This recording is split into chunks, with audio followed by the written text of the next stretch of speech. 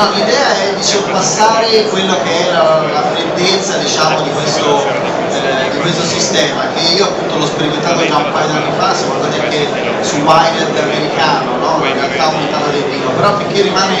una brochure, si diventa un giochino carino ma non entra nell'abitudine delle persone. Invece secondo noi in questo modo ovviamente le persone devono essere minimamente interessate, però secondo me in questo modo poi chiaramente la bollicina magari è più,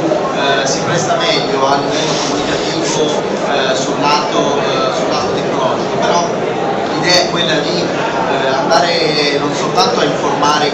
diciamo, quelli già appassionati, ma proprio il pubblico casuale che entra in un'enoteca, entra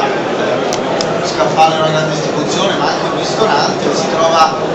questa possibilità. Adesso ecco, facciamo partire il secondo video, quindi